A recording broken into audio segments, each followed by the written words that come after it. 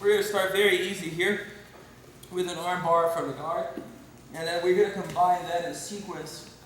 And eventually you're going to have 3 movements and we're going to cycle through them for the first class, okay? So first, arm bar from the guard. There are a couple of ways of doing this, gi and no gi. Obviously I'm not wearing a gi right now, so I'm going to do the no gi variation. But when I do it with a gi, I do the exact same thing. I don't like doing arm bars where I switch to a gi grip. You know, I do things differently. Just do it the same way so it's standardized. What you will do is this hand is going to go above the elbow.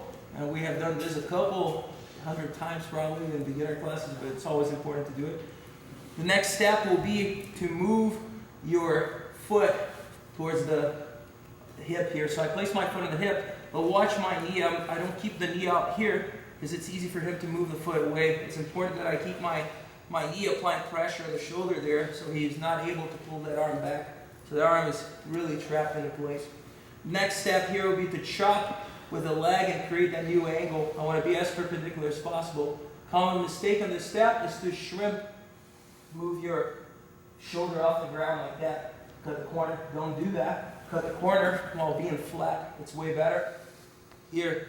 So now I cut the 90-degree corner, and at the same time his posture is down because of that leg chop there. I keep that leg on top here, not here where it's not going to do me much good, but high towards the top of the back to keep that opponent bent.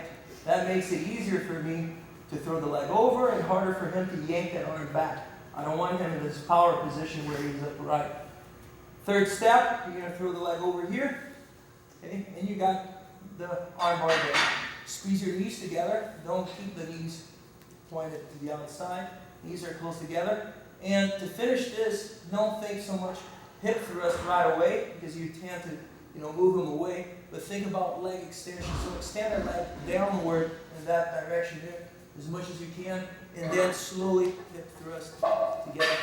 Shouldn't take much pressure there. So 1, grab right here. It's important to grab with 1 hand if you can instead of 2, because you might need to apply pressure in the hand to keep them from crushing you between steps 1 and 2. So you start right here. You apply that step 1, foot on the hip, knee is up. Now, as I'm chopping down, this guy might try to crush me here, so this hand might be useful to keep him away. Step 3, throw the leg over, control the wrist, apply pressure downward with the leg. If that still does not make him tap, you're going to thrust your hips upward. Be careful though, don't thrust the hips with the hand, meaning keep the hand glued here and thrust like this. Don't do that. A lot of people will do this here. So it's step 1, step 2, step 3.